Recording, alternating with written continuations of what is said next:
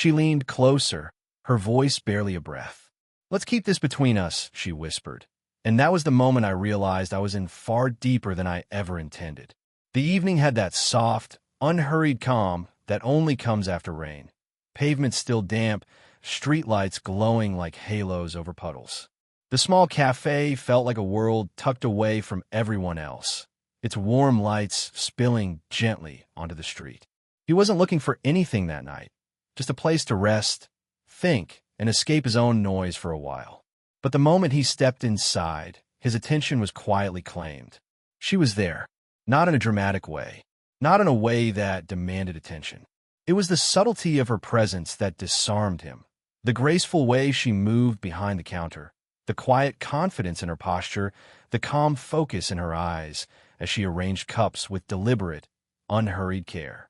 At first, he tried not to stare. She was older, clearly, yet something about her presence felt magnetic. Her beauty wasn't loud. It was seasoned, lived-in, elegant. The kind that makes you wonder what stories her eyes have already survived. When she finally turned and met his gaze, it didn't feel like an accident. She held the moment, just a second longer than necessary. Not inappropriate, not flirtatious, just aware. He ordered a simple drink, but their first exchange lived in the silences between the words. The brush of her hand as she passed the cup, the curve of a small, knowing smile, the soft lilt in her voice, steady, feminine, unpretentious. He took a seat by the window. She continued working, yet he could feel her presence like a quiet warmth on his skin. Every now and then their eyes met, not intensely, but naturally, as if gravity kept pulling their attention back to each other. This is strange, he told himself. She was a stranger, a beautiful stranger. But something about her made his chest feel unexpectedly full, like he had just remembered something he didn't know he'd forgotten. When the cafe grew quieter, she wiped the table near him. The air smelled faintly of coffee and vanilla, and her perfume, soft, mature, and clean, lingered just enough to notice. Rain tapped lightly against the glass. The world outside felt distant. He thanked her for the drink. She thanked him for coming in, but layered beneath the simple conversation was unspoken curiosity, a silent pull neither of them acknowledged out loud. He noticed small details, the silver ring she fiddled with when she was thinking, the way she tucked her hair behind her ear, the hint of tiredness in her eyes that didn't dim their warmth. She noticed things too, that he listened with full attention, that his smile was unguarded, that he seemed to see her, not just look at her. When he finally stood to leave, she met him at the counter again, as if wanting a second goodbye. "Good night," she said softly. He walked out with the strange certainty that this was not the end of anything, but the beginning of something neither of them saw coming. The next evening, he found himself walking back to the cafe without overthinking why. Routine, he told himself. Comfort, familiarity. But deep down, he knew the truth. He was hoping she'd be there again. And when he stepped through the door, that same warmth greeted him, not from the lights or the coffee machines, but from her. She glanced up as the bell chimed, and for the briefest moment, her expression softened, like she was relieved or perhaps quietly pleased to see him. She tried to hide it, but real reactions have a way of slipping through before the mask settles. He noticed. Of course he noticed. "Back so soon?" she teased with a small smile, wiping her hands on a towel. He shrugged lightly. "Maybe I just like the coffee." She raised an eyebrow, not challenging, just amused. "Right, the coffee." Their conversation began the way most small talk does. Work, rain, music that played softly through the cafe speakers. But something about the way they spoke to each other made the time stretch. There were pauses, yes, but not the awkward kind. The kind where silence felt natural, as if both were comfortable enough not to fill every moment with noise. He leaned against the counter. She rested her hands on it, standing a little too close for it to be purely casual. The space between them felt intentional, or at least chosen. When their fingers brushed as she passed him his cup, neither pulled away quickly this time. Later, the cafe emptied out. Chairs were stacked, lights dimmed, and she locked the front door for closing.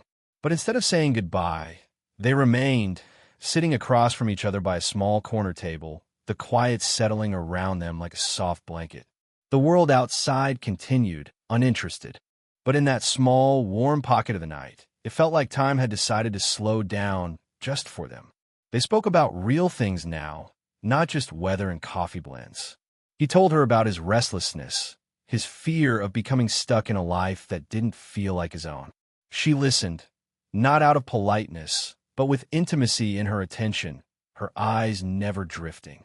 In turn, she shared pieces of her life too, carefully at first, as if testing the weight of each word before letting it go. She didn't reveal everything, but she revealed enough for him to sense the shadows she carried. Every few minutes, their laughter spilled softly into the empty café. Every now and then, that quiet, magnetic tension appeared again, an unspoken awareness of how close they were sitting, how their knees almost touched beneath the table, how their voices softened when they said each other's names. When she finally stood to leave, she hesitated for a heartbeat, her hand resting lightly on the back of his chair. "I don't usually talk this long," she said, almost as if apologizing for something she didn't truly regret. "Maybe you just needed the right company," he answered. She didn't disagree. She simply gave him a gentle, lingering smile, the kind that follows a person long after they've walked away. And as he stepped into the cool night air, he realized something undeniable. He wasn't just interested anymore. He was invested. The days that followed unfolded in a rhythm neither of them acknowledged, yet both silently welcomed. Their meetings were no longer coincidence. Whether it was a late walk, a quiet visit to the cafe, or a chance encounter on her street, their paths kept crossing, guided by intention more than accident. What began as curiosity was slowly becoming comfort, the kind neither of them had felt in a long time. One evening, she invited him to walk with her after closing. The rain had stopped, leaving the world washed and glistening beneath the streetlights. They strolled side by side, their footsteps sinking without effort. She wrapped her shawl closer around her arms, and he slowed his pace to match hers. Nothing about the moment was rushed. They didn't need constant conversation. Being near each other was enough. They reached a small park with an old wooden bench overlooking a sleeping garden. She sat, exhaling a long, quiet breath. He joined her, leaving just a few inches between them, close enough to feel her warmth, not close enough to take it for granted. The night breeze moved gently through the leaves, carrying with it a soft floral scent from the garden beds just beyond the path. For a while they spoke about simple things, childhood memories, favorite songs, places they traveled to or dreamed of going. But beneath her smile, he sensed a held-back sadness, a depth she hadn't yet revealed. She laughed easily, but her eyes carried something else, like a storm that had already passed, but left everything changed. When she finally fell quiet, he didn't push. He simply waited, his presence steady and unhurried.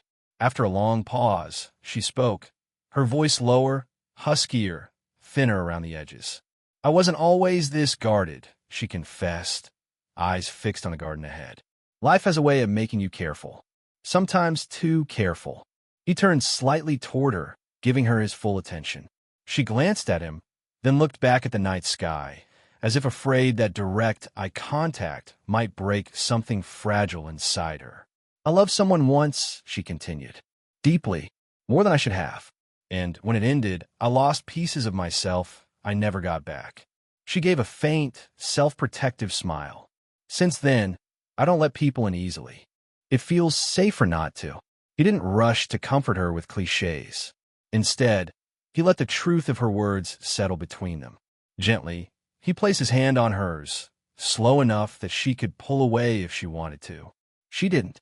Her fingers curled around his, as though she'd been holding her breath for years and only now dared to exhale. Her head, almost instinctively, leaned against his shoulder. The contact was light, tentative, but unmistakably intimate. He felt her warmth through the thin fabric of his shirt, and he closed his eyes for a moment, absorbing the trust she had just given him. They didn't speak after that. They just stayed, hand in hand, her cheek against his shoulder, the night holding them in a silence that felt more honest than words. And in that quiet, She led him closer, not just to her world, but to the part of her heart she thought she had locked away forever. The next time they met, the air between them felt different. Familiar, yes, warm, yes, but charged in a way that neither of them dared name. It was as though something unspoken had already been set in motion on that park bench, and now, every glance and every breath carried the weight of what they were both trying to resist. She had invited him over, just for tea, she said. Nothing more, don't overthink it, she joked at the door, but her eyes gave away a vulnerability she couldn't mask. Her home was quiet, lit by the soft, golden hue of table lamps and scented faintly of lavender. It was a space that felt lived in, safe, and undeniably hers. They sat at her living room, close on a two-seat couch. The rain tapped steadily against the windows, almost as though echoing the rhythm of her nerves. She wrapped her hands around her mug, but her attention wasn't on the tea. She kept stealing small glances at him, the kind that ended a little too fast, as if afraid of being caught. He noticed the tension tightening her posture, the thoughts she was wrestling with behind her composed expression. "What's on your mind?" he asked softly. She didn't answer at first. Instead, she set her mug down and ran her fingers through her hair, exhaling in a way that sounded like surrender. "You are getting close," she finally said, her voice soft but steady. "Closer than I planned. Closer than I know how to handle." He shifted toward her without touching. "Do you want me to stop?" Her silence was louder than a yes or a no. She stared at her hands, her brows drawn, torn between instinct and desire, between fear and longing. When she finally looked up, her eyes were shimmering with a truth she could no longer hide. "It scares me," she admitted. "How easy it feels. How natural. How much space you've taken up in my thoughts." She laughed weakly, shaking her head. "You're younger. You have your whole life ahead of you. And I've already lived so much of mine. I don't want to ruin your path, or mine." Before she could say more, her voice cracked. Instinctively, he reached for her hand, guiding it gently into his. She tried to blink away the emotion, but a single tear slipped down her cheek. He lifted his other hand and brushed it away with a touch so careful, it felt like a promise in itself. "Look at me," he whispered. She did. Their faces were inches apart now, close enough that he could feel the warmth of her breath, close enough that it felt impossible not to bridge the remaining distance. Her lips parted slightly, her eyes searching his with a mix of fear and longing. For a heartbeat, he leaned in, not touching, just waiting, giving her the chance to retreat. She didn't retreat, but just when their lips were a breath away, she inhaled sharply and pressed her forehead to his shoulder instead. One hand clutched his shirt, holding on. "Not yet," she whispered. He wrapped his arms around her, holding her through the storm of her conflict. No frustration, no pressure, just presence. And in that embrace, trembling, unfinished, and unbearably intimate, they crossed a line that neither of them could ever step back from. It was late, later than she usually allowed anyone to stay. The world outside had fallen silent, the streetlights casting soft amber glows through the window. The apartment felt impossibly small, yet it held a warmth that no bustling café or crowded street could ever rival.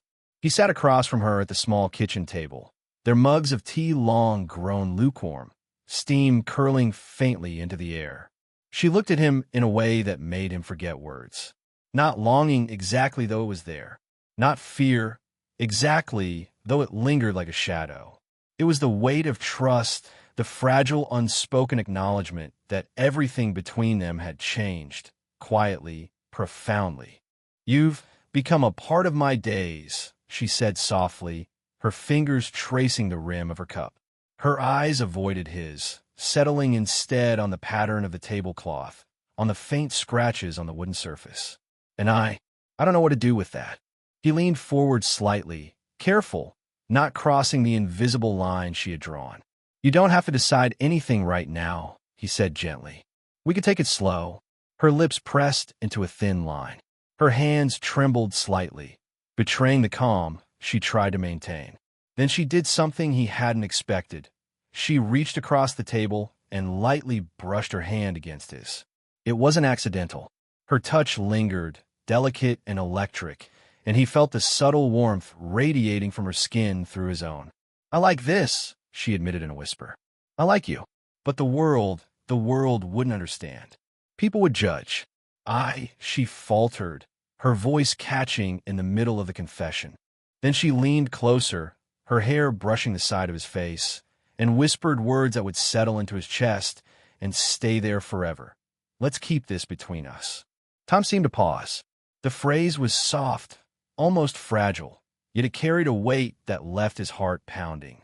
He swallowed, unsure whether to respond with words, a smile, or to simply hold her closer. She lifted her gaze to his, her eyes glimmering with something like fear and hope at once. The kind of hope that feels dangerous, yet irresistible. Her cheek pressed lightly against his chest, as if testing the strength of the barrier she had just allowed herself to lower.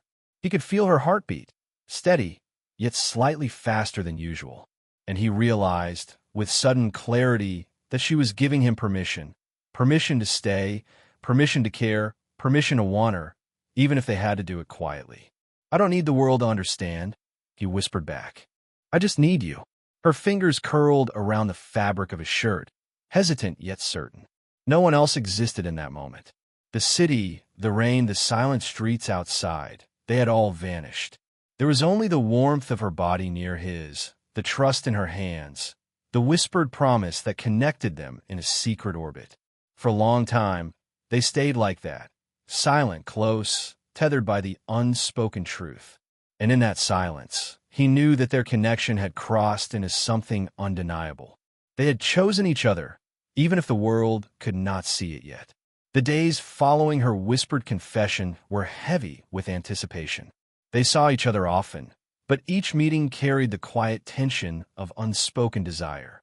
She was careful, measured, yet he could sense the invisible line she circled, an edge she longed to cross but feared stepping over. It was a rainy evening when it all came to a head. He arrived at her apartment to find her sitting by the window, the dim light casting her in shades of gold and shadow. Her hands were clasped tightly in her lap, her gaze distant, as if trying to read the raindrops racing down the glass for answers. "I can't keep doing this," she admitted finally, her voice trembling just enough to betray her calm exterior. "I want you. I want everything we could have. But I'm scared. Scared of losing myself, scared of what people will think, scared of being too much or not enough." He stepped closer, careful not to overwhelm her. "You won't lose yourself," he said softly, "and you won't be too much for me. I choose you. Every time, even if the world doesn't understand."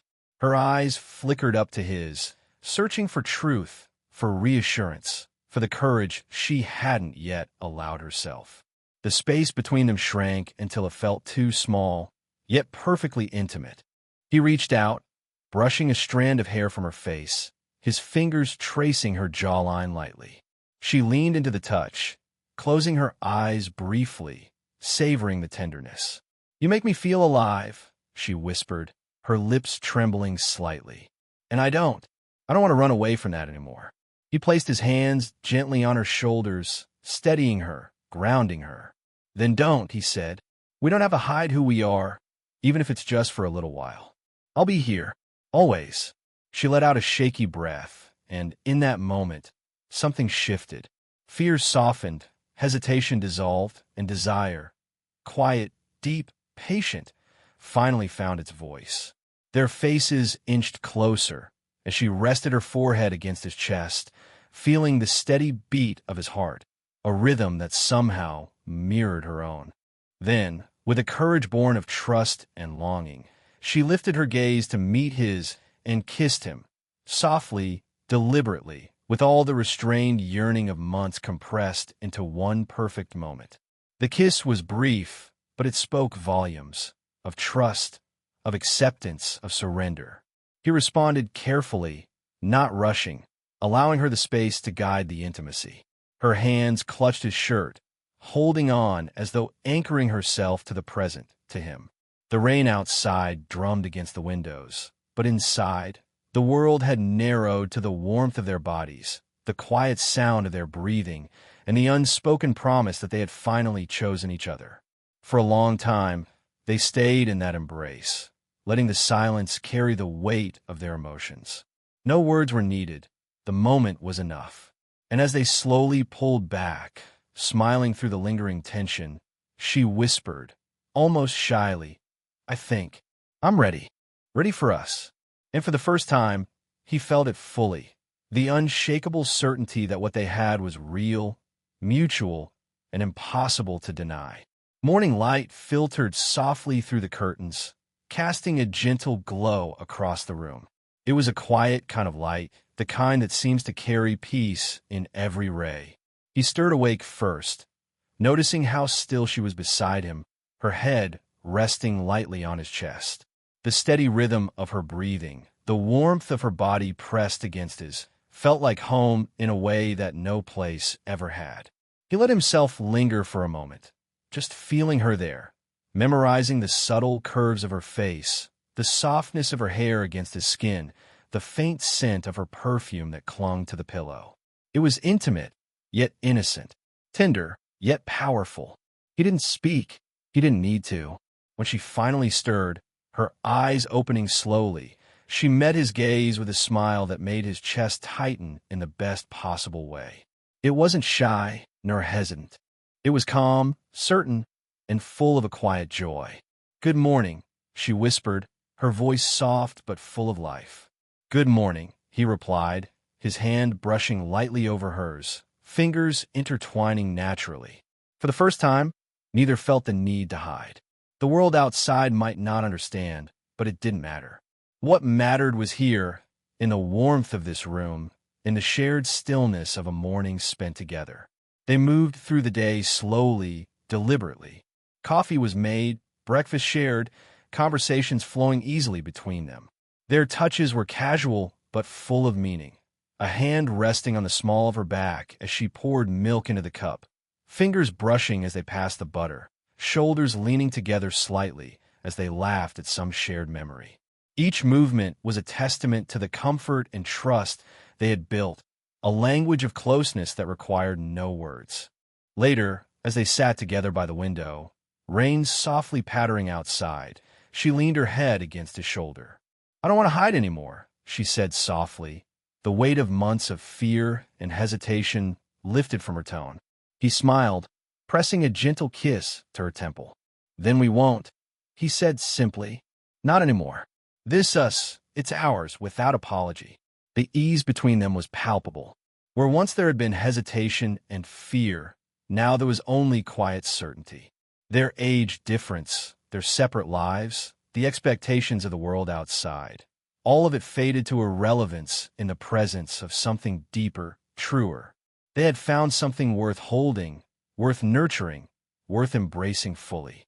As evening fell, they remained close, their fingers intertwined, their bodies leaning into each other naturally. Laughter, gentle teasing, and soft words filled the space, weaving a warmth that had nothing to do with heat and everything to do with connection.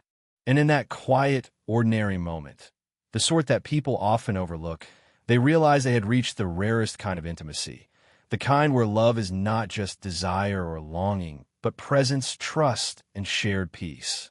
She looked up at him, eyes soft, lips curved in a contented smile. "We'll figure out the rest of the world later," she said. He nodded, his thumb brushing over her knuckles. "We have each other. That's enough." And for the first time, they both believed it fully. There was no hiding, no hesitation, no fear, only the quiet, perfect certainty that they had chosen each other completely and without apology.